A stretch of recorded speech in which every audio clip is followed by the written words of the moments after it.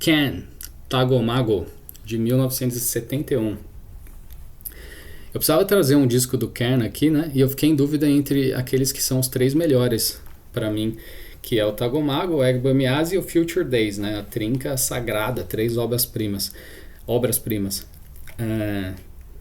Outros discos do Can, eu acho assim, é até meio espinhoso eu entrar nesse assunto, mas digamos que o que vem antes eu não curto, e o que vem depois é assim, ladeira abaixo. Nossa, a situação é tensa ali no Can, viu? Mas não quero ser polêmico. Eu gosto muito do Soundtracks, que é o disco no meio aqui, né? Entre, acho que o Egba Miase e o Future Days, salvo engano. Enfim, aquele é um bom disco. Mas pra mim tá bom. Eu costumo parar ali mesmo. Mas enfim, o assunto não é Can, o assunto é o Tagomago. Esse disco representa uma faceta central do krautrock, que é a formação convencional da banda de rock, com baixo, guitarra, bateria, teclado e tal. Só que eles usam isso para dissolver a canção de dentro para fora. O Can abandona as funções convencionais dos elementos do rock. No caso, o riff, a voz, a repetição, o groove, as coisas passam a significar outras coisas. E nesse processo eles dissolvem a canção 2 vezes. Primeiro, durante a execução, que é partindo dessa filosofia, em que os elementos não significam o que a gente espera que eles signifiquem. Depois, a segunda vez que eles dissolvem a canção, acontece no estúdio, com a edição em fita magnética, em que eles criam uma nova forma. Então, a experimentação não para quando os músicos param de tocar. Ela continua no estúdio. E isso pode parecer meio banal falar hoje em dia. Até porque as pessoas falam muito de...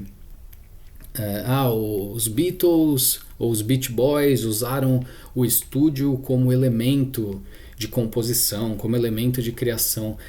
Só que, na minha opinião, é muito diferente, porque naqueles casos o estúdio entra quase como uma ornamentação, um embelezamento. O que importa mesmo é os caras tocando, é a música, é a composição. A composição foi feita antes.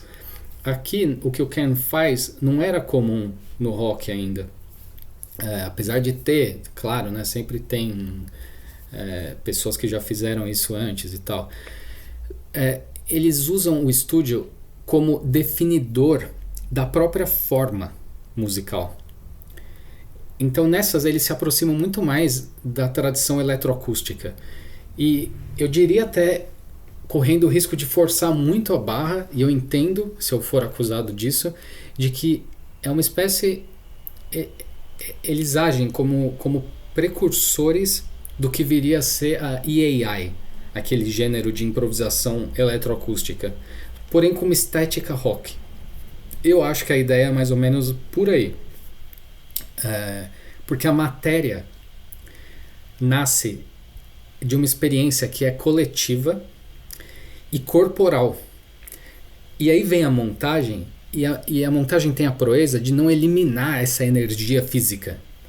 Ela concentra essa energia. O álbum inteiro, inclusive, pode ser ouvido como uma passagem, eu acho, da canção até o avesso da canção. É um álbum duplo, né? No primeiro disco, se vocês escutarem, ainda tem algum vínculo reconhecível com o rock, com a canção, os grooves e tal. Já no segundo disco, o pulso, a voz, a própria estrutura, tudo isso começa a se desintegrar. E aí a música entra num território mais próximo da colagem. É importante falar do Damo Suzuki, eu acho, que é o vocalista, né? Porque o próprio Damo Suzuki dissolve a função tradicional do vocalista. A voz dele soa às vezes como um murmúrio, ou como uma declamação, ou como uma língua inventada, ou com um grito. Não é simplesmente ele está cantando, ele é o vocalista que canta. Não, ele é o vocalista que faz tudo isso. A voz dele, inclusive, não está acima da banda. Não é a melodia principal. Nem tem melodia muitas vezes. Ele entra e sai da textura como se fosse mais um instrumento ali.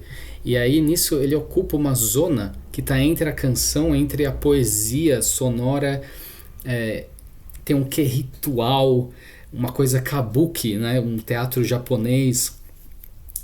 Isso faz com que também a psicodelia do Can seja muito diferente da psicodelia anglo-americana dos anos 60. Porque aquela psicodelia nasce muito dos fenômenos, eu acho. Que é o delay, sabe, exagerado, um timbre específico, aquele som que você coloca e fica uau, que viajandão, né? Uma ideia assim. Aqui não, aqui, em vez de nascer do fenômeno, a psicodelia nasce da coisa em si. Então ela nasce da própria organização do tempo. É um groove que dura tempo demais e nisso ele perde o significado.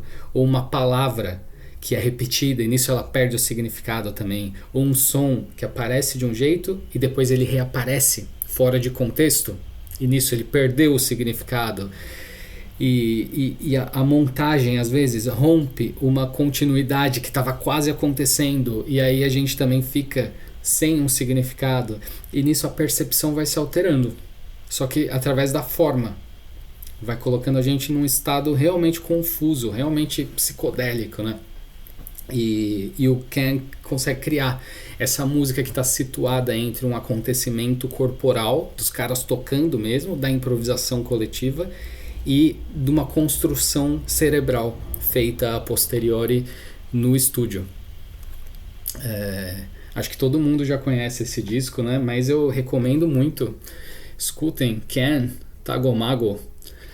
É um discaço que, apesar de ser muito falado, ele é muito difícil de ser compreendido. Não compreendido, mas apreciado, talvez. Eu mesmo levei um bom tempo para conseguir gostar desse disco. Mas aí, enfim, já faz mais de década aí que ele vive comigo e eu gosto muito hoje em dia. Então, se as pessoas falam muito sobre esse álbum, elas falam com razão, porque é realmente um descasso.